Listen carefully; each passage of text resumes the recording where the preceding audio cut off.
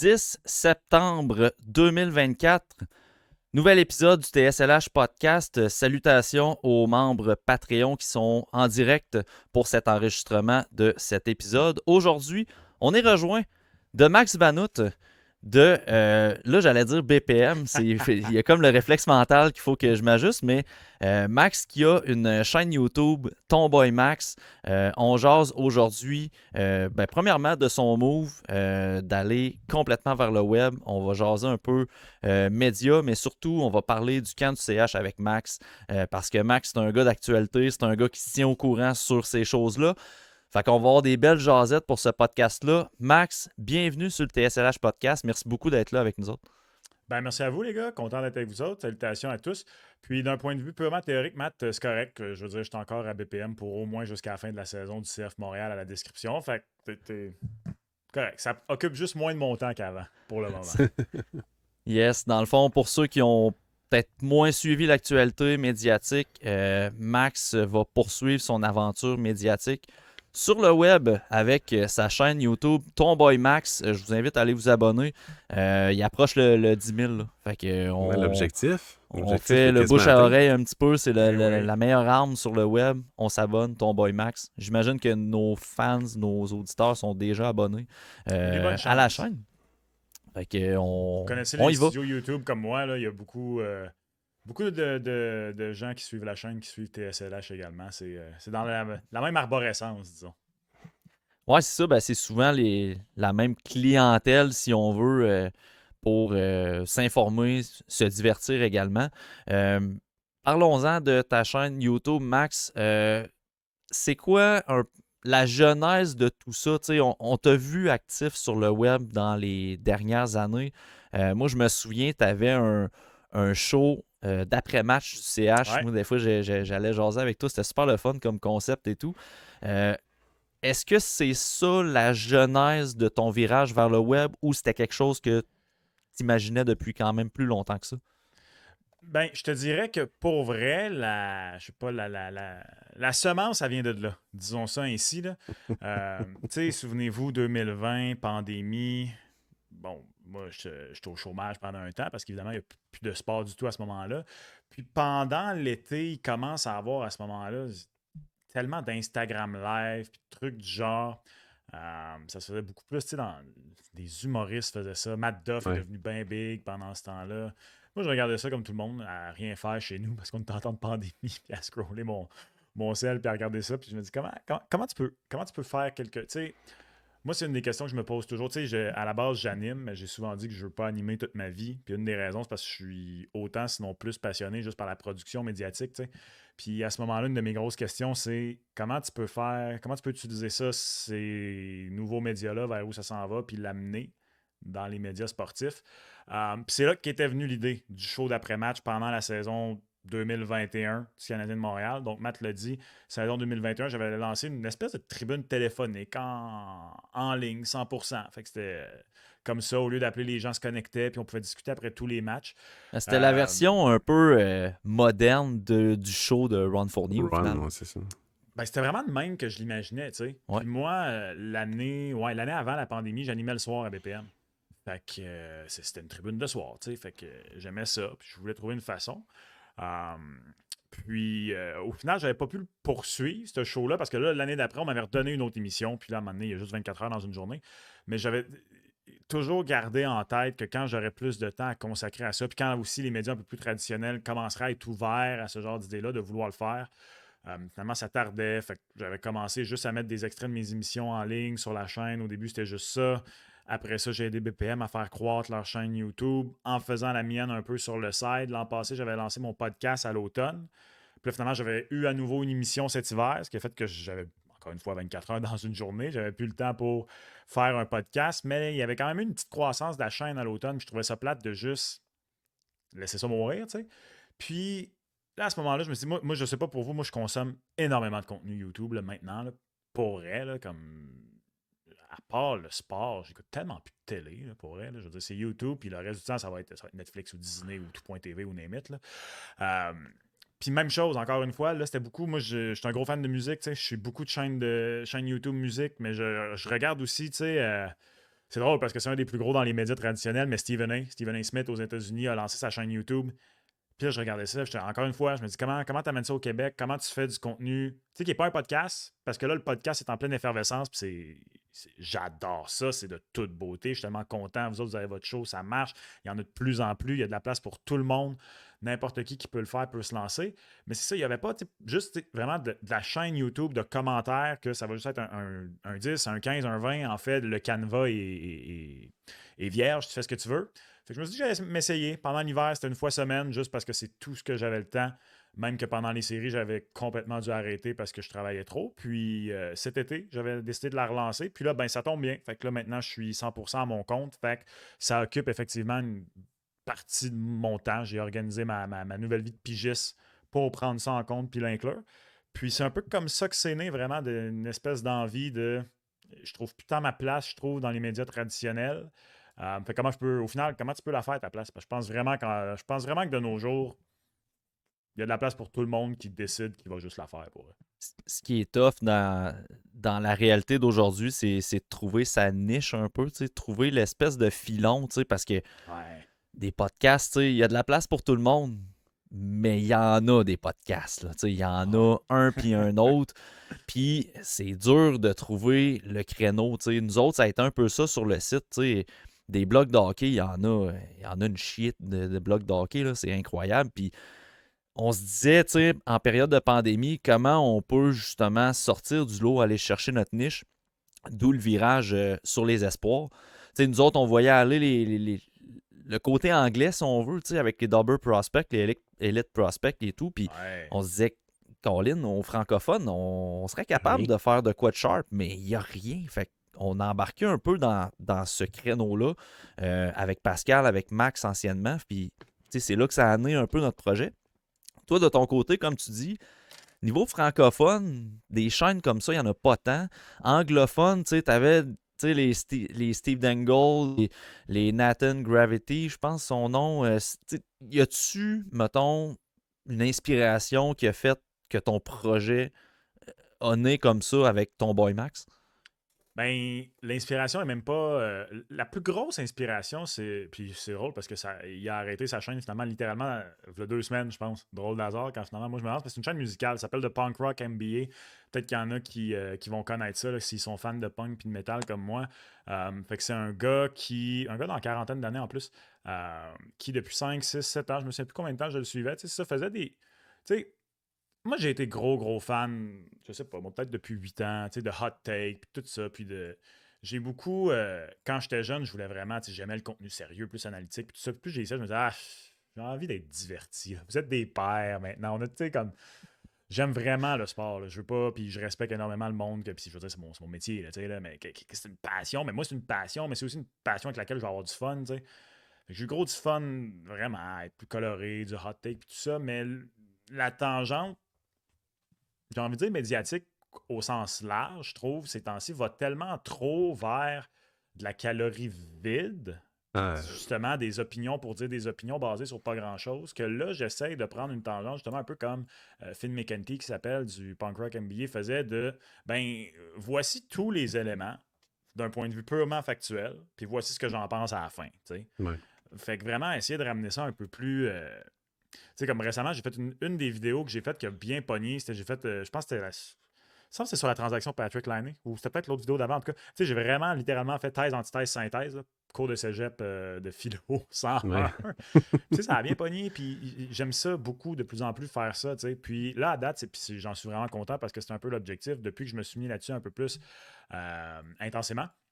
C'est un des commentaires qui revient beaucoup de c'est le fun, c'est comme tu présentes comme les éléments factuellement, puis après ça, tu donnes ton opinion, puis peu importe, puis on peut en débattre. Puis j'essaie d'aller vers un retour vers ça. Fait que, tu sais, tu parlais de Steve Dangle, j'adore ce qu'il fait. Je l'avais beaucoup étudié dans les dernières années, mais tu sais, Steve fait vraiment.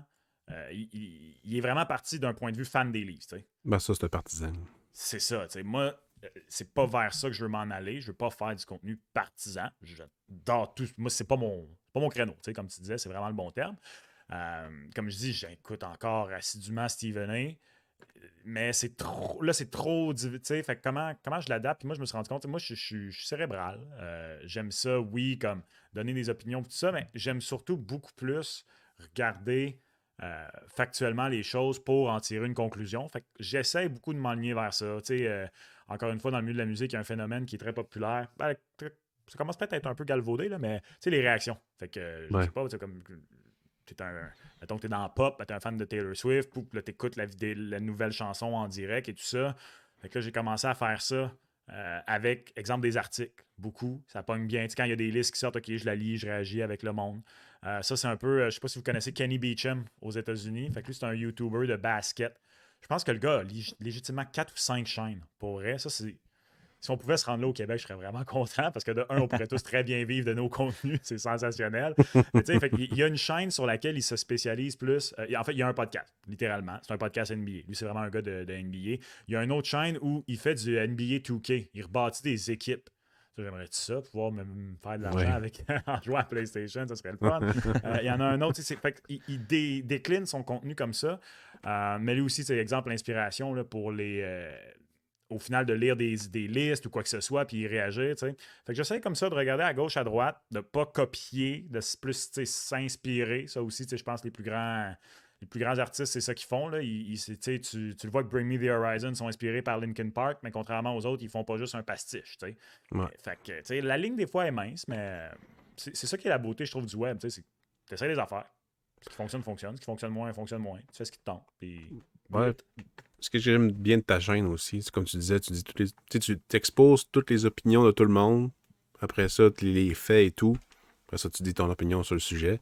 Puis les réactions d'articles aussi, j'aime bien ça au niveau du concept. Moi aussi, je suis un peu les chaînes YouTube de réaction sur la musique, comme plus de métal, mettons, comme Charismatic Voice. Puis après ça aussi, Lost in Vegas, que j'aime bien, que c'est plus des gars du rap. Puis là, ils regardent du Gojira, puis toutes ces affaires-là. Puis c'est quelque chose que j'apprécie énormément. Ouais, ça, c'est Fait drôle. que c'est la diversité de ta chaîne que j'aime bien aussi. Il y a un peu de tout, puis c'est ça qui est le fun. Ouais. Ouais, puis tu sais, en ce moment, là, je viens de commencer vraiment à y aller plus intensément. Là, fait que je suis vraiment en mode carré de sable. Puis c'est moi, un de mes gros défauts, c'est de m'éparpiller. Là, fait que justement, je disais ça l'autre fois à quelqu'un, comme là, en ce moment, j'ai le goût de tout faire, puis faut pas. C'est important quand même. Tu sais, si t'es McDonald's, puis tu décides de te mettre à servir du filet mignon AAA à 60$, c'est bien beau, mais tu vas pas en vendre. Pas pour ça que le monde vient te voir. Fait que c'est pour ça, c'est important d'y aller étape par étape. Là. Mais ouais, c'est la beauté de la chose, de pouvoir essayer des affaires. Vraiment. Et surtout quand c'est une nouvelle saison aussi. Quand une nouvelle saison commence, t'as tout le temps plus le goût de faire plein d'affaires. C'est le danger des nouvelles saisons, je pense. Là. Même dans notre podcast aussi, ils nous disent on va faire plus d'entrevues, on va faire plus de manière tu te rends compte que tu fais 2 gastro en 2 mois que t'as, c'est comme Been there. Ah non, je te filme. Mais c'est drôle, hein, parce que tu parles de début de saison, mais moi, il y a une chose déjà que j'ai réalisée. Moi, je suis très planificateur, puis moi, je crois beaucoup à la théorie la théorie de l'iceberg. Là. Ce que tu vois versus ce qu'il y a en dessous, là, puis les petites pattes du canard qui tu vois pas qui battent pour qu'ils se tiennent calmement au-dessus de l'eau. Puis quand j'ai décidé que cette année, j'allais me concentrer plus sur YouTube, c'est pour ça que j'ai commencé à faire des vidéos pendant l'été. Je pense au début du mois de juillet, en me disant, juste pour moi-même, prendre l'habitude, parce que de prendre une habitude, c'est là que c'est comme, je voulais pas arriver à fret, je voulais faire mon propre camp d'entraînement au final. Mm-hmm. Puis ça m'a fait me rendre compte à quel point, pour avoir travaillé dans les médias pendant 8 ans là, sportifs au Québec, là, à quel point on est dans le champ de prendre off quasiment à l'été. Là. Ouais. Parce que, moi, j'en revenais pas là, avant même. Il y a eu évidemment l'arrivée de Patrick Laine là, qui a créé un boom. Je suis convaincu que pour vous, pour tout n'importe qui, c'est normal. C'est de la nouvelle, fait que ça attire le monde. Mais moi, c'était une vidéo de Demidov, des semaines après qu'il a été repêché. Là. Je fais une vidéo sur Demidov, sortie de nulle part, puis je me dis, qu'est-ce qui se passe? C'est de loin ma vidéo la plus populaire à ce moment-là. C'est avant que j'annonce que j'allais me concentrer plus là-dessus. Je crois qu'il a créé un petit engouement. En plein milieu du mois de juillet, là. Les fans ont envie de contenu. Les fans ont envie. Puis, moi, ça, je m'en rends compte beaucoup. Matt, t'es déjà passé à des podcasts que j'ai fait. Pascal, je t'ai déjà entendu interagir, que ce soit, je pense, sur les ondes de BPM. Je t'ai déjà entendu. Avec JC. Peut-être avec c'est ça que j'allais dire, avec JC. J'ai fait le draft 2022 aussi avec Raphaël. Ouais. Tu sais, je trouve qu'une des grandes erreurs encore dans les médias, c'est de penser que, si t'es un ancien joueur, t'as l'autorité. Si t'es un ancien ça. De plus en plus, les gens, s'en foutent un peu, là. Comme, vous faites vos devoirs, tu sais. Puis ils voient aussi que des fois, il y a des personnes qui arrivent avec une expérience très intéressante, mais ça soit là-dessus. Donc, ils ne vont pas faire leur devoir, puis ils vont arriver en disant des choses comme en entrevue à Jonathan Huberdeau, à l'époque, qui jouait avec les Panthers, en disant fait que toi, t'es centre, puis Barkov est ailier. Ben, voyons donc, t'es Ouais, pas c'est ça. joué, tu sais. Fait que les gens ont une envie de ça. Les gens ont vraiment une envie. Ils s'en foutent de c'est qui, au final, tant que le contenu est bon, tu sais. Puis, il y a un désir, un énorme désir pour ça. C'est dur de faire sa place, mais quand tu montres que tu fais pas juste dire n'importe quoi, puis que tu fais tes devoirs, je pense vraiment que les gens s'en rendent compte. Faut Puis pas tu prendre les sais, gens pour des caves. non, c'est ça. Puis j'ai l'impression que le monde est de plus en plus, pour reprendre la fameuse expression, mais est de plus en plus woke sur ces affaires-là. Parce que pour vrai, tu sais, moi, je me rappelle, là, quand j'ai commencé avec tout sur le hockey, tu sais, on regardait un peu ce qui se faisait à gauche et à droite. Tu sais, j'étais simple rédacteur à ce moment-là. Puis, tu sais, on voyait des analystes dire des choses. Puis, on savait là, que c'était pas vérifié, c'était basé sur peu de choses, disons. Puis, on dirait que les gens, pas qu'ils avalaient ça, mais presque, tu sais. Puis, j'ai l'impression que justement, depuis la pandémie, tu sais, qu'il y a eu beaucoup de virages web, il y a eu beaucoup de niches qui se sont créées. Puis, même pas juste nous, là, c'est en général, il y a tellement plus de contenu de qualité Ouais. à gauche et à droite que là, nous, au début, là, sur tout sur le hockey, là, quand on disait sur les réseaux sociaux sur quoi tu t'appuies là-dessus, tu sais, t'as-tu vu le gars jouer, on se faisait dire qu'on était des polices du visionnement puis qu'on était des gars coquis parce que nous, on les regardait puis on disait que les autres les regardaient pas. Euh, on s'est fait un peu prendre au mot, on s'est fait attribuer ce personnage-là. C'était triste un peu, parce que c'était vraiment pas mal intentionné qu'on faisait ça, mais à un moment donné, on s'est rendu compte qu'on n'avait même plus besoin de le faire. Les gens le faisaient de plus en plus. Tu sais. On le voit dans les commentaires, on le voit dans les posts Twitter, on voit qu'il y a une certaine retenue de s'avancer sur des choses qu'on n'a pas nécessairement vérifiées. Il y a quand même un bon virage qui se fait là-dessus. Puis tu sais, je pense que des chaînes comme la tienne, je pense comme la nôtre aussi, je pense au podcast La Relève aussi, tu sais, on a un Ouais. peu toute notre part de responsabilité là-dedans. Puis c'est le fun de voir, tu sais, que les gens qui veulent s'informer, tu sais, vont aux Mhm. bonnes places, là, tu sais. Ouais. Puis je trouve ça bon, tu parles de la relève parce que Marty, justement, a fait une vidéo sur Demidov la semaine passée, je pense. En tout cas, récemment, il Ouais, a fait une ouais. vidéo. Après son Bref, premier match, je pense. exact, après son premier match. Puis je suis en train de travailler. Puis évidemment, comme vous pouvez peut-être vous en douter, à raison de la nature de mon travail, la page YouTube est souvent juste ouverte. En partant, parce que j'oublie de la fermer. Tu sais, c'est littéralement un outil de travail. Puis je la vois popper. Là, je dis, c'est Marty, ça. Je pense que la vidéo dure moins de 10 minutes. Je dis, hey, j'ai le temps d'écouter ça. Moi, puis C'est je une la pars, tu sais, capsule. sur, exact, sur le side. Puis je l'écoutais, puis j'étais comme, my God, comme. Exemple, j'essaie de penser, là. Je sais pas, moi, c'est dur à dire, parce que j'essaie de penser. Mettons Carey Price, OK? Prenons Carey Price parce que j'allais dire, mettons, KK ou Uri ou Galchenyuk, mais ils sont tous arrivés en 1 Ouais. à Montréal. Fait que, tu sais, un espoir autant attendu qui n'arrive pas tout de suite, que tu veux, que tu n'as pas nécessairement la chance. Parce que, tu sais, de nos jours, c'est de plus en plus facile là, d'écouter la NCAA, d'écouter le junior au pays, n'importe quoi. Fait que je pense que la KHL ou n'importe quoi en Europe, ne serait-ce qu'à cause du décalage horaire, c'est la dernière barrière qui ne sera jamais à 100% Ouais. brisée. Fait que ça va être plus dur d'écouter un Demidov. Et là, j'essaie de me remettre, tu sais, je me dis, hey, imagine un prospect du Canadien en 2005, exemple Carey, jamais tu aurais eu ce contenu-là. De, hey, j'ai regardé le match, voici, comme super intéressant. Tu sais, même pas besoin de. Tu sais, c'est une capsule, comme tu as dit, Pascal, mais ça s'écoute, tu sais, comme sans besoin de Ouais. regarder, puis tout ça. Tu l'écoutes, puis clairement, le gars, il a regardé la game dans le but de nous en parler. C'est sensationnel. Moi, je trouve ça tellement le fun d'être à une époque comme ça, d'être à une époque où les barrières sont tombées, les barrières de production, parce que, tu sais, entendons-nous, là, je dis ça en tout respect et en amour avec Marty, je veux dire, il n'est pas sur il est pas dans un studio à TVA Sport ou à RDS ou encore moins à ESPN. Puis regarde, je veux dire, moi non plus, je suis dans mon petit bureau, c'est comme ça que je fais mon contenu, vous autres aussi, et on s'en tape. Ça, la Ouais. pandémie, c'est la chose qui est le fun que ça a amené.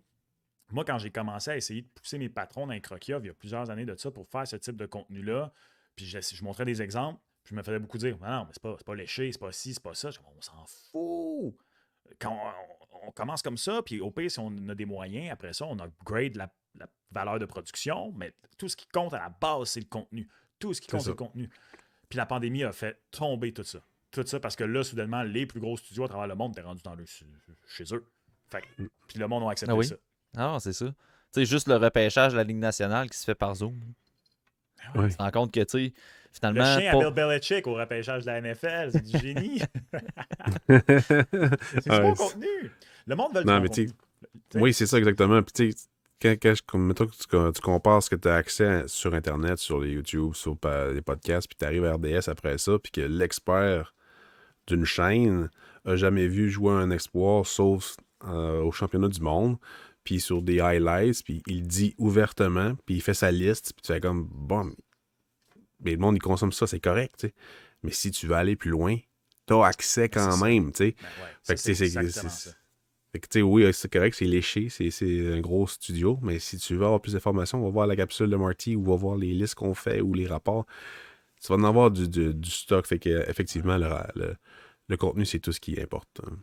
Mais c'est bien ce que tu dis, Pascal, parce que puis quand tu dis aussi que c'est bien parce que, tu sais, puis j'ai travaillé à RDS, puis j'adore RDS, puis j'écoute, moi, je fais un effort, tu sais, moi, je suis un gars d'NFL, là, j'écoute mon foot presque à 100% en français à RDS. Je pense que Ben Pierre, oui, aussi, puis David, c'est le meilleur duo de description au Québec. En tout cas, il y en a plusieurs bons, là, mais tant qu'à moi, c'est un des très, très bons. Tennis aussi est bon. Ouais, écoute, en partant, on pourrait se faire un débat des meilleurs. Pour moi, il y en a plein. Un jour. C'est intéressant. Mais j'adore Pierre et David, pour vrai. Oui. Mais RDS, ça reste quand même le grand public du média sportif, que tout le monde a accès rapidement, facilement. Je dis ça pas pour rabaisser, au contraire, parce que justement, c'est bien correct. Mais il va y avoir des hardcore. En raison de ce qu'on fait, je pense qu'on l'est. Et le hardcore va venir vous écouter pour approfondir encore plus. Puis c'est correct. Moi, je dis souvent ça pour poursuivre dans les analogies de musique. Taylor Swift remplit des stades de 80 000 personnes, mais tu as aussi des plus petits artistes qui font leur vie à remplir le Club Soda. C'est bien correct. Il n'y en a pas un qui est mieux que l'autre. J'ai déjà eu 16 ans, j'ai déjà pensé que j'étais meilleur que tout le monde parce que j'écoutais pas de la pop. Max de 16 ans, sache que t'es cave. Tous les types de musique sont bons et c'est bien correct. Mais c'est ça, puis c'est parfait. Ça prend ça. Ça prend du média plus grand public, pour exemple pour mon père, qui lui veut écouter ça en jouant aux cartes sur son ordi, puis c'est bien parfait. Puis pour la personne qui veut approfondir, ben là, il y a des gens comme vous autres. Puis moi, je suis tellement... Tu sais, c'est drôle, hein, parce que souvent... les gens de notre génération qui travaillent dans les médias comme moi vont un peu être comme c'est plate d'être dans une époque où les médias vont pas bien. C'est vrai que c'est pas facile. Je le vis depuis une décennie maintenant, mais en même temps, de plus en plus, moi, je suis reconnaissant d'être à une époque où là, je suis maintenant travailleur autonome, puis je continue à vivre de mon métier. T'sais. C'est beau. Sans faire du clickbait. Et quand même, malheureusement, faire un petit peu de clickbait. c'est pas trompeur, tes titres. C'est pas ça du clickbait. C'est juste accrocheur. Je trouve ça intéressant ce que tu dis parce que des fois, mettons, je vais voir comme passer un commentaire de clickbait, je suis comme oui, mais t'as eu exactement ça. Pourquoi t'as cliqué? Il y a pas de. Comme tu dis, c'est pas. Moi, j'ai rien contre un clickbait si t'en as eu pour ton argent après. Mais souvent, ton clickbait à toi, c'est juste une opinion d'une personne, puis tu le mets comme quote dans ton titre. Ouais, c'est plus ça comme tu l'utilises. C'est pas genre et ça fait le tour du web. Non, il est dans la vidéo. Là. Mais c'est parce que, tu sais, quand tu y penses, puis pour avoir eu des cours d'études des médias à l'université, c'est que, je veux dire, les gens se rendent pas compte que même à l'époque que l'Internet n'existait pas, dans un journal, le titre est pour but que tu t'accroches. C'est l'emballage. C'est comme, c'est ça.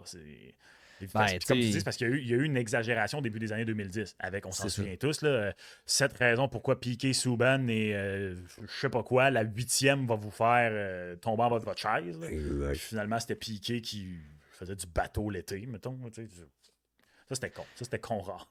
Mais le terme clickbait a été galvaudé aussi. Il y a comme une grogne sur le web pour les titres comme ça. Puis on sait tout où c'est que ça part, puis où c'est que ça se poursuit aujourd'hui. Mais, tu sais, on a de la misère des fois, comme consommateur du web, à faire la différence entre titre accrocheur et clickbait. Le clickbait, c'est un faux titre. C'est un titre trompeur, c'est un piège à clic qui va te dire une information, puis quand tu consultes le contenu, c'est pas en lien avec le titre. Un titre accrocheur, c'est exactement comme tu fais sur ta chaîne. c'est comme on fait sur le site des fois, qu'on se fait répondre en commentaire que c'est un clickbait. Des fois, j'ai le goût d'envoyer un screenshot de 20 articles qui se font ailleurs pour dire « Hey, on n'est pas si pire que ça! » Mais je le fais pas parce que je veux pas recevoir une autre mise en demeure pour ça. Mais non, c'est ça, tu sais. As-tu déjà reçu une mise en demeure? Oui, là, j'ai critiqué un certain site par rapport à l'utilisation de ces titres, puis on m'a menacé de me faire retirer mon accréditation du Rocket. Fait que, ce qui n'est pas arrivé. D'impliquer les avocats dans tout ça. Ouais. Fait que, Jésus, ça joue rude. Ah oui, ça joue rude sur le web. Comme tu le disais, hein, c'est la pointe de l'iceberg. On sait pas ce qui se passe en dessous. Mais amène à ce que tu dis, Matt, je pourrais pas être plus en accord. Mais on parle tu sais, là, on écarte le sujet du clickbait. Parce que tantôt, tu parlais de la pointe d'iceberg. Puis ça, je suis quand même curieux de savoir, Max, par rapport à ça. BPM, un salaire garanti, si on veut. Des tâches de travail attribuées par ton patron. Tu sais un peu où c'est que tu t'en vas. Tu prépares tes shows et tout. Maintenant, travailleur autonome. Obligation, je vais le dire ainsi, de produire du contenu à chaque jour parce que les algorithmes sont ainsi faits.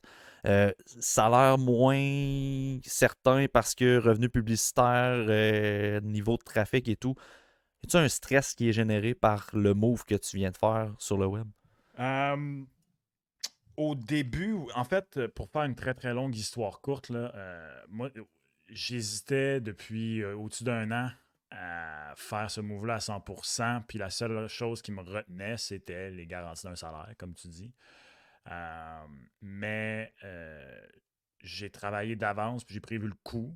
Et que j'ai gardé bien de l'argent de côté dans la dernière année. Mais les astres se sont vraiment bien alignés, qui ont fait en sorte que j'ai eu rapidement des contrats réguliers pour la prochaine année, qui fait en sorte que ce que je vais faire sur YouTube, c'est un peu devenu mon...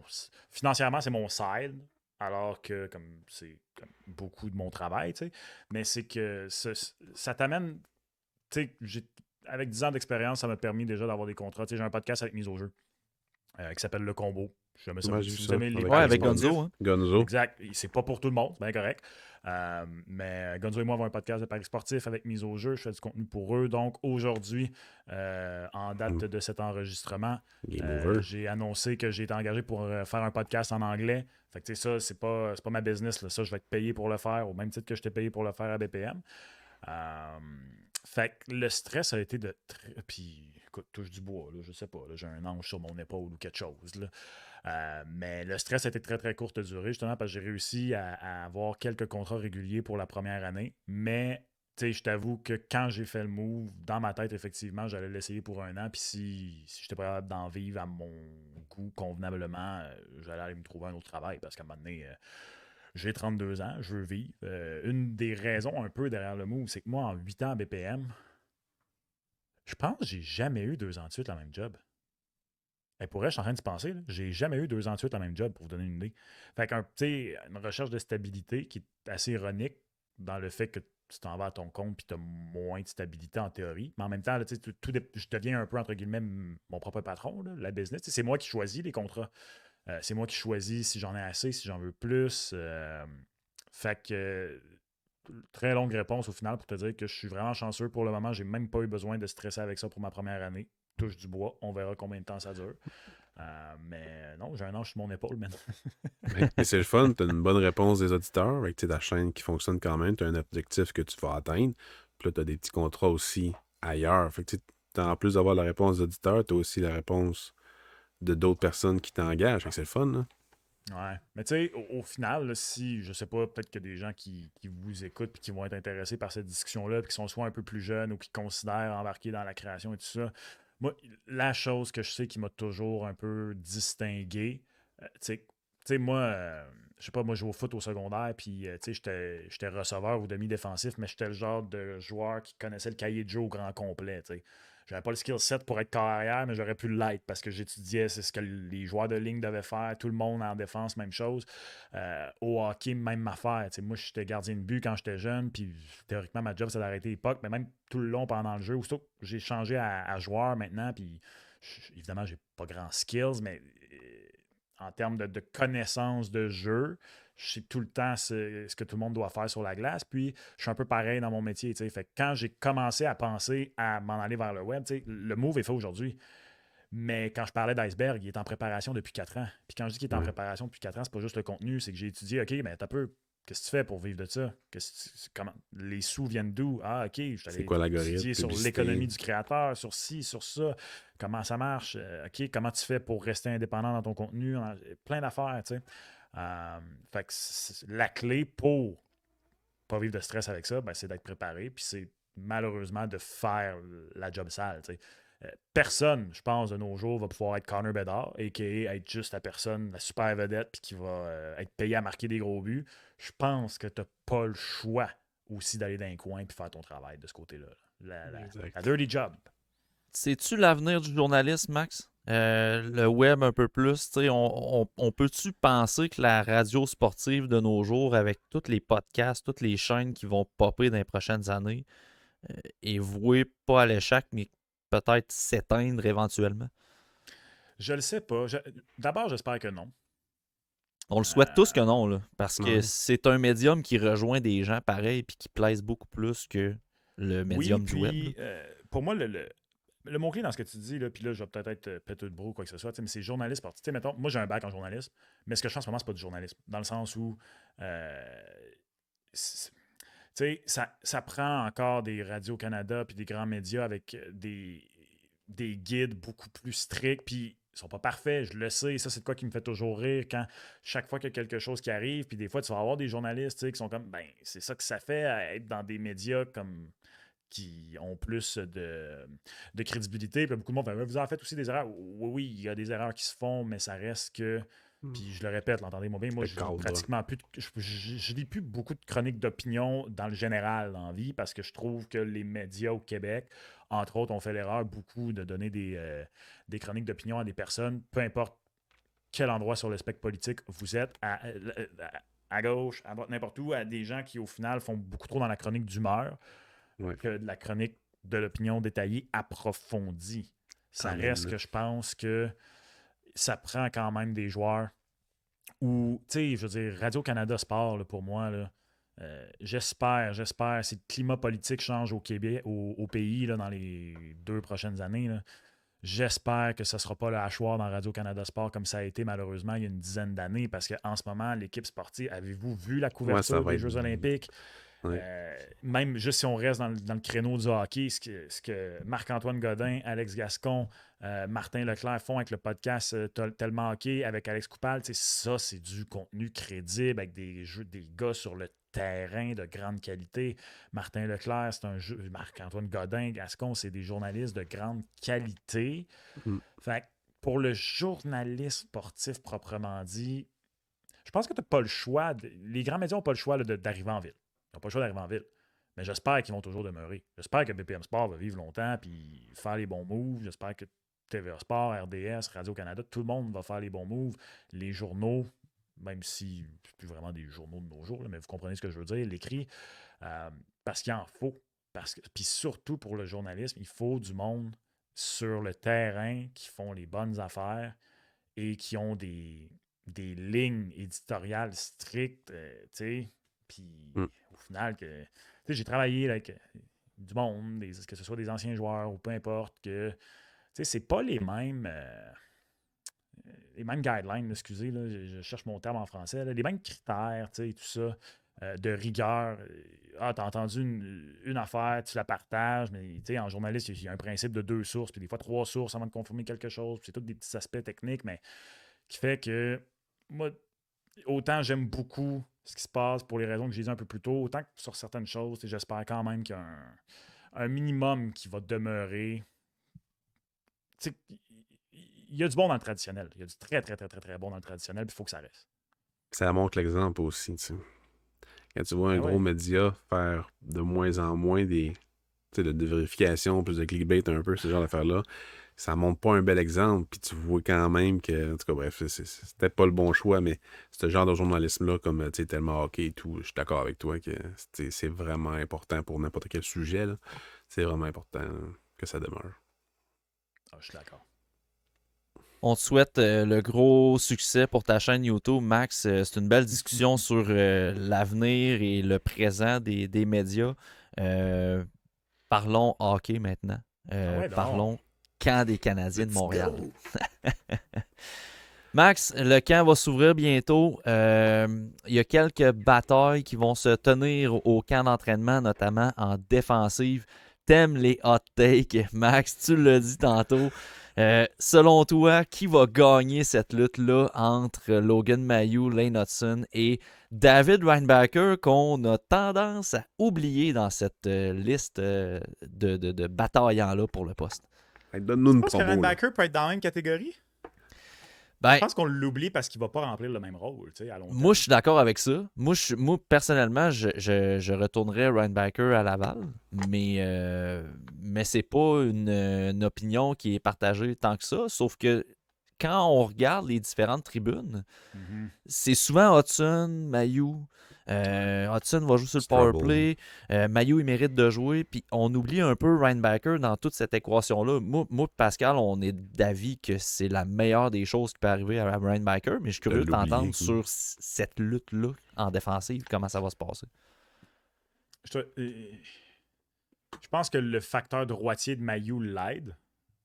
Ceci étant dit, je pense qu'Hudson, son apport offensif est trop indéniable. Mais je trouve ça drôle pareil parce que moi, me semble dans ma tête, je pense qu'Hudson commence à ça dans Montréal. Je pense. Mais Moi en aussi. même temps, je dis ça, puis dans ma tête, c'est tellement pas garanti et je trouve ça drôle à quel point. Le monde est tellement en amour avec Lane Hutson. Là.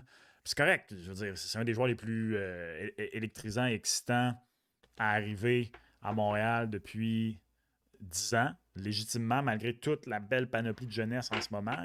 Il est tellement électrisant. Fait que je comprends les gens, mais pour moi, c'est pas garanti. Mais je pense que ça va être lui juste parce que tu sais, le Canadien termine 26e en avantage numérique ou pire depuis 5 ans maintenant. Puis je pense que oui, Mailloux peut lui aussi remplir ce rôle-là, mais je pense que de ce côté-là, Hudson est NHL ready, si vous me passez l'anglicisme. Puis je pense que ça va. Ce gros plus-là va outrepasser tous les négatifs de l'autre côté. Si.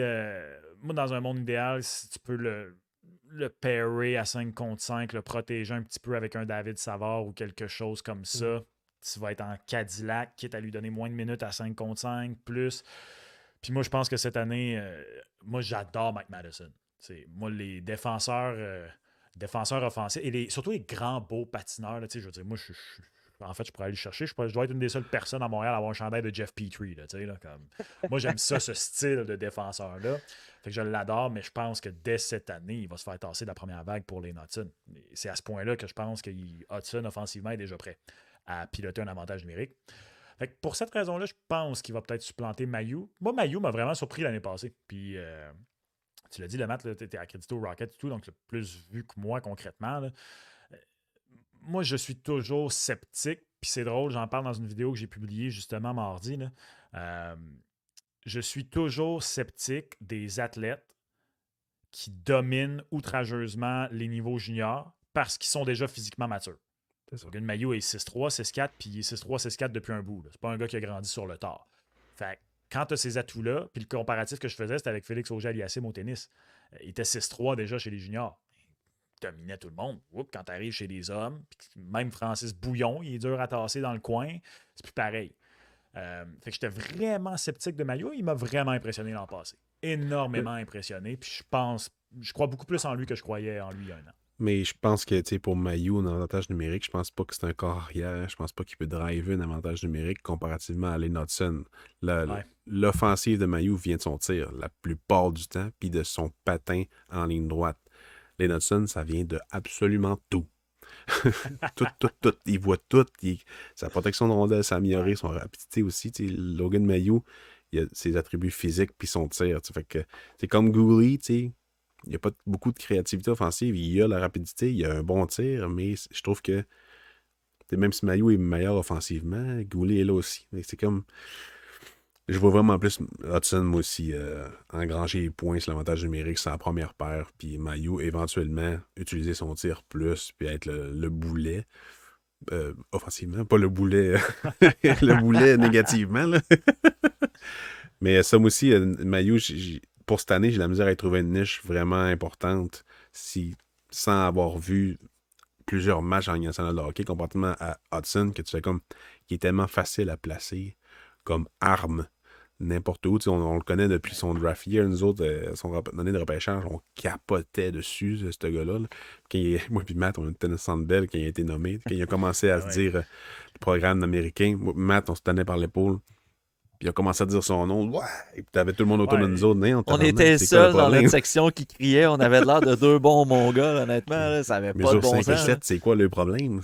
Je dois en remercier des gars comme vous parce que moi, je me souviens pas se repérer. Tu sais, moi, je suis pas un expert en espoir. Fait que je fais mes devoirs sur les espoirs. Puis moi, je suis dans un pool, un keeper's pool. Puis en tout cas, je vous épargne les détails, mais tout le temps sur 5 ans, mais qui se poursuit à chaque fois. Puis tout. Puis on a le droit, on a un farm. Fait que tu as le droit d'aller chercher n'importe qui est repêché puis qui joue pas encore, mais il reste dans ton farm. Puis il compte sur ta masse, tu sais. Fait que moi, la première année, quand Hudson était repêché, je les draft. Puis tous mes amis étaient comme, c'est quoi ce pic-là? Puis je pense que dès le mois de décembre, ils étaient comme, yo, comment ça, tu savais ça? J'ai fait mes devoirs en faisant mon travail. Fait que j'ai eu une chance. Les gars m'avaient averti qu'ils étaient pas pires. C'est tout qu'un joueur. Je suis content, il arrive cette année. Let's go! Yes. Dans cette équation-là, Max, toi, es-tu d'avis aussi que Reinbacker mériterait une saison peut-être pas complète, peut-être le traitement de Joshua Roy l'année passée pour David Reinbacker, soit de commencer dans la Ligue américaine, y dominer et mériter son rappel? Roy est autant Mayu. Parce que honnêtement, là, je veux dire, moi, les gars, pour vrai, là, à la radio, là, fait qu'au début de l'an passé, là, au camp d'entraînement, là, il y avait beaucoup de partisans qui disaient arrêtez avec Mayu à Laval, ce gars-là, c'est un stud. J'ai vu ses feintes dans le junior avec London. Et moi, je trouve que tu sais, le Canadien, dans les administrations précédentes au 21e siècle, a beaucoup erré avec la gestion de ses espoirs. Puis moi, c'est A+ l'an passé, Joshua Roy puis Logan Mailloux. Joshua Roy, quand il est parti en peur avec 15 points en 5 matchs, pas de stress, reste là. Logan Mailloux pratiquement toute l'année. Tu sais, souvenez-vous, en 2009-2010, Piquet était venu jouer 2 matchs en février. Ou en mars, peu importe, au milieu de l'hiver. Il était venu jouer 2 matchs. Il a été très bon. Déjà, tu voyais qu'il aurait pu jouer. Il a été retourné en bas. Il a été rappelé pour les séries. That's it. Il a été All-Star Ligue américaine. Il brûlait la Ligue américaine. Puis finalement, on l'a fait monter. Puis il a été déjà en série 2010 un des meilleurs joueurs de l'équipe. Fais ça. Fais ça avec tout le monde en ce moment. Il n'y en a plus de stress. Tu sais, le camp des recrues commence cette semaine. Là. Hey, je veux dire, quand j'ai commencé dans les médias, là, il y a 8 ans, le camp des recrues. Ah, OK. Il y a un gars qui est là, qui est le fun. Puis... Hey, là, c'est let's go, là, c'était à pelleter. C'était à pelleter au point où des fois, ça s'excite quasiment trop sur des... Tu sais, je l'aime beaucoup, Sean Farrell. Tant mieux s'il y a un bel avenir, mais il faut doser aussi. Là. C'est pas tous des... Hey, parle pas de Sean Farrell. J'ai rien contre Shane Farrell. Il est bien, Shane Farrell. À un moment donné, il faut en prendre et en laisser. Voilà, au moins, la gestion est bonne. Puis, tu sais, le Rocket... est un des plus grands succès pour moi du Canadien de Montréal dans les dernières années, dans le sens où d'avoir amené le club à côté, il y a un engouement, c'est beau à voir. En tout point. C'est un succès business à tout le moins. Ben là, fais passer ça d'un succès business à vraiment, là tu l'as la chance qu'il devienne vraiment là, ton nourrisson pour le Canadien, puis let's go. Puis il y a quasiment personne sur la galerie, malheureusement. Ouais, ça c'est d'une tristesse sans borne, mais... Parce que c'est ça. On est des fois. Puis très, très, très souvent, Jess est pas mal la seule francophone. On ne dira pas journaliste parce qu'on se prétend pas journaliste, mais tu sais, la couverture, tu sais, mettons, on enlève BPM puis RDS parce que c'est les médias qui diffusent les matchs et tout. Ouais, c'est les diffuseurs. Mais au niveau de l'écrit, là, c'est. Il y a beaucoup de monde qui vont couvrir les matchs des Highlanders de Bridgeport, mettons. Non, c'est ça, exactement. Non, c'est ça. Exact. Je comprends que ça peut paraître décevant, mais quand on y pense, ça ne l'est pas tant que ça. T'sais. Si on compare. C'est normal. T'sais, déjà, le fait qu'il soit ici, tout ce qui se passe depuis 3 ans, est-ce qu'on le suivrait avec autant de facilité si c'était encore les Ice Caps de Saint-Jean? Je pense pas. Surtout pas avec un grand producteur d'espoir de qualité en Sylvain Lefebvre ou les autres. l'autre personnel qu'il y a eu auparavant. Shots Tu sais, taken. Hey, Randy Sylvain Coneyworth. Lefebvre est chez lui en ce moment. Il prend son petit verre, il chill. Il a pas gagné la coupe, lui, justement. oui, non, mais tu sais, Ouais, c'est ça. vous comprenez Mais, le point, c'est que dans les dernières pareil, années, c'est il n'y a vague. pas eu grand espoir développé dans le farm team de Montréal. Puis là, non seulement on a. Ben là, avec Pascal Vincent, ça va être intéressant à suivre. Tu sais, moi, je trouvais qu'avec Jean-François Hull, il y avait de très bon ouvrage qui était fait à Laval. Ah, je suis d'accord. Puis, tu sais, développer un jeune, c'est pas juste de l'envoyer sur la patinoire puis faire de la vidéo avec, c'est de les mettre dans un environnement propice à se développer aussi. Puis Laval ont su créer ça, tu l'as dit, Max. Fait que, tu sais, moi, c'est pour ça que je vois quand même Ryan Backer commencer à Laval, parce que premièrement, Mayu, avec la progression qu'il a eu l'année passée, la maturité qu'il a pris, puis le fait aussi qu'il a fait ses classes. Tu sais, Ryan Backer est arrivé à la fin de l'année, oui, il a bien joué et tout, mais ne nous emballons pas sur une fin de saison. Puis laissons-lui le début de saison, voir comment son été s'est passé, comment il va réagir. Puis après ça, ben, à l'image de Roy, si ça se passe bien, ben, tu sais, soyons patients. Tu sais, Roy, ça a bien été. Finalement, il y a eu une léthargie, puis à cause qu'on a été patient, cette léthargie-là s'est corrigée dans la Ligue américaine pour après ça l'amener dans la Ligue nationale. Fait que, tu sais, moi, c'est un peu pour ça que je vois Ryan Backer commencer en bas. L'oreille d'avoir Hudson et Rinbacker à Laval serait quand même nice. Mais je pense aussi que Hudson va à Montréal. Mais la paire est parfaite, là, tu sais. Ça serait vraiment hâte de les avoir à Laval, les deux. Même si je pense pas que ça va arriver. Éventuellement, ça va arriver. Puis je vais être là pour voir ça. C'est bien dit. Ton choix, Max, pour compléter le top 6 à Montréal à l'issue du camp d'entraînement. Il y a beaucoup de Joshua Roy, Alex Newhook, on parle même de Yoel Je pensais Armia. que tu parlais de la défense.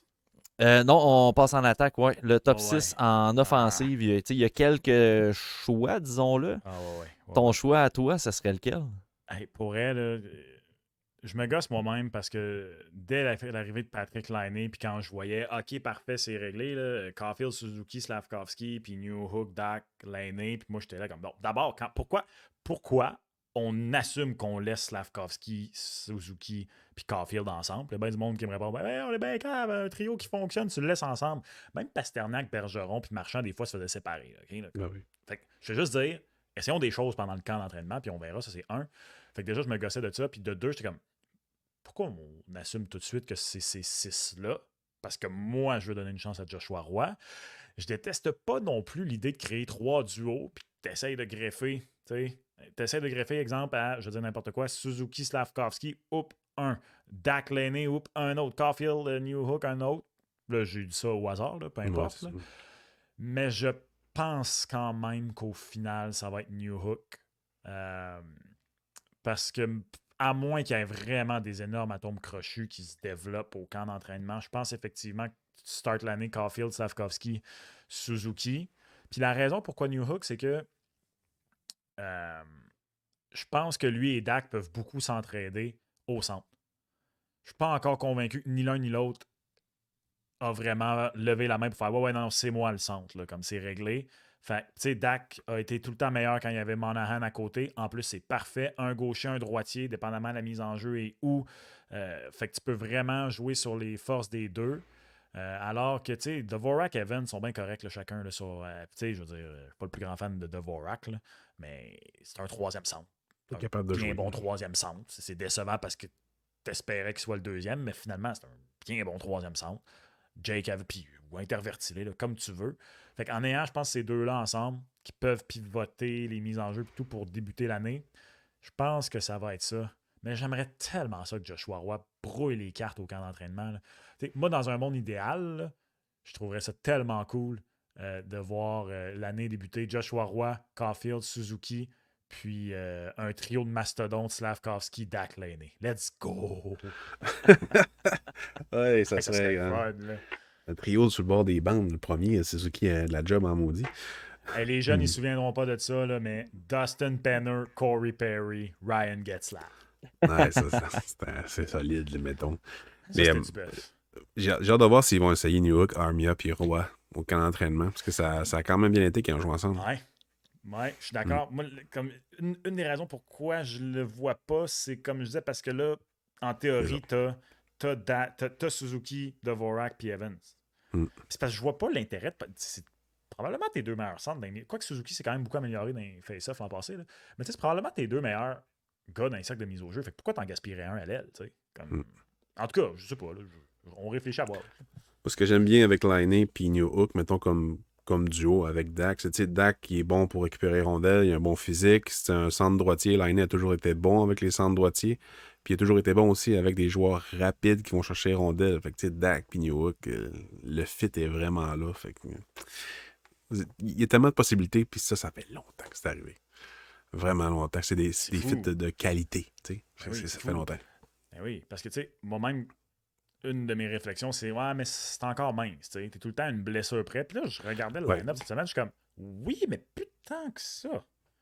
Honnêtement, j'ai envie de dire que la seule blessure qui vraiment déraillerait les choses, c'est Suzuki. Parce que même Touche tous du les bois, s'il autres, te t'es plaît. déjà un petit peu mieux équipé. Touche du bois maintenant. Ouais, t'as peu. C'est pour ça que mon bureau, c'est du vrai bois, fait que j'ai tué le plancher. Je pense que c'est du vrai bois. Alors, du vrai bois. Tu sais, il y a une chose aussi, c'est que les trios, il n'y a absolument rien de cané. Mais non. Hey, ça, on l'a vu d'ailleurs au premier match de Demidov qui était placé sa troisième ligne. Puis Konyushkov qui était placé sa troisième paire. Puis là, ça déferlait ses réseaux sociaux. Les joueurs, tu sais, Demidov, il a été benché à un moment donné. Puis tu sais, c'est normal, c'est une game de hockey. Tu sais, on s'entend là que si New Hook reste bumper sur le premier powerplay, puis que finalement, il reste 1 minute et demie sur la patinoire, puis que le deuxième powerplay, ben, Dak et Lainé, mettons, sont dessus, ils n'ont pas embarqué sur la première vague. Ça se peut très bien que la présence d'après, tu vois Roy avec Dak et Lainé, tu sais. Puis ça se peut que si ça va bien, Saint-Louis va revenir avec cette combinaison-là. Ça va tout le temps varier. Fait qu'il faut arrêter de toujours sticker sur il faut absolument que ce soit ça et ça et ça. Tu l'as dit d'ailleurs, c'est la même chose pour le premier trio. Ça va changer. Il va y avoir des essais. C'est le temps d'en faire des essais. Les joueurs, ils commencent à rentrer dans le club, à développer des chimies. C'est le temps d'en faire des essais. Jusqu'à temps que Demidov arrive pour compléter ce top 6-là. Ouais. Puis même les équipes championnes, je veux dire, Phil Kessel s'est ramassé ça à 3 pour la coupe de 16 ou 17, ou les deux, je ne sais plus. En tout cas, le trio avec Bonino, puis j'ai pas de mémoire sur son nom, le Suédois qui avait la visière de même, là, qui complétait. Là. Il a joué pour les Caps aussi. Carl Hagelin. Merci. Mon Dieu, quel manque de respect pour Carl Hagelin de ma part. J'étais un fan des Pingouins, il ne faut pas l'oublier, ça. Bon, hey. C'était ça, ouais, c'était HBK. C'est ça, ouais. Hagelin, Bonino, Kessel. The Heartbreak Kid line. Mais c'est ça, tu sais, t'as un gars de 80-90 points, c'est ton troisième trio. C'est pour ça. Moi, de plus en plus, là, c'est le top les 9, chiffres, de plus là, en plus, c'est ça, c'est juste un chiffre. Là. C'est ça, tu sais. Tu sais, ça revient tantôt à ce que tu disais, Matt, là, au début, dans la discussion sur les médias. Regarde concrètement, là, puis tu vas voir que, tu sais, comme un line-up, là, même au sein d'un match, là, prends le bord. Ah oui. Ah, c'est clair. Et c'est très bien ici. Puis, tu sais, éventuellement, Dvorak va partir. Fait que si tu as New Hook dans une équipe aspirante, sur un troisième trio au centre, t'es en voiture, là. Surtout si ce gars-là te coûte pas 8-9 millions. C'est parfait comme ça. Puis c'est l'idéal. Il faut s'habituer à ça. Avoir un club aspirant, ça te prend 3 bons trios. Ça n'en prend pas juste 2. De là l'importance de McLeod à Buffalo. Oui, il a coûté Savoy, mais c'était quand même un gars qui va jouer sur ton top 9 puis qu'il a de l'expérience en série. Moi, ce genre d'acquisition-là que le monde a beaucoup critiqué. Oui, c'est cher payé. Mais il amène tellement quelque chose que le Buffalo n'a pas que c'est ça. C'est une parenthèse. Salutations au sabre. Yes. Max, c'est toujours un plaisir de jaser hockey. C'était le fun de jaser aussi de l'aspect médiatique et tout, de ta venue sur YouTube à temps plein comme YouTuber, Max Vanout, le YouTuber. Juste avant, là, je peux-tu moi aussi profiter de votre présence, là? Vas-y donc. Je ramasse mon crayon, là, je ramasse pour mon sondage. Là. En fait, j'ai un gros débat avec Gonzo, fait que je veux vos réponses. Là. Qui marque plus de buts cette année, Lainé ou Caulfield? Oh! Je pensais que tu voulais Je pensais que tu avais des questions pour tes poules, là, parce que c'est la Hostie. période de ça, on Non, s'en non, fait non. beaucoup On se fait poser. tellement poser des questions là-dessus. là. J'ai animé une émission qui s'appelait Euh, La Zone des Poolers l'an dernier. Hein, Ouais. on se fait poser en masse des questions. Mais moi, je voyais- Hein, pareil? Moi, je vais y aller avec Caulfield. Ouais. Je vais y aller avec- J'ai bien aimé sa fin de saison l'année passée en powerplay. Je le trouvais plus actif. On disait que c'était une saison un peu plus difficile pour Caulfield, entre guillemets, puis il a produit, là, honnêtement. Puis je trouve qu'il a diversifié son offensive l'année passée. Fait que l'année, j'ai encore des points d'interrogation sur ce qu'il peut rendre. S'il n'y a pas assez de substance dans les dernières années pour dire ce gars-là, c'est encore un marqueur de 40 buts. Fait que moi, je vais avec Caulfield. T'as-tu Moi, dit la même pour chose, Regarde. Pascal? Ben, c'est probablement ça qui va arriver, mais je pense que je vais y aller avec Lainé. Parce que Lainé. Parce que Lainé. J'ai dit l'année. Fait que si les deux vous aviez dit Caulfield, j'aurais oublié ça. Je vous mentionne pas à mon podcast cette semaine. Je vais y aller avec Lainé. Le gabarit, l'héritage un peu de ce qu'il a déjà fait dans la ligue, la façon qu'il va être plus appuyé dans cette équipe-là, dans le contexte positif de Martin Saint-Louis, je pense que ça va déclencher chez lui.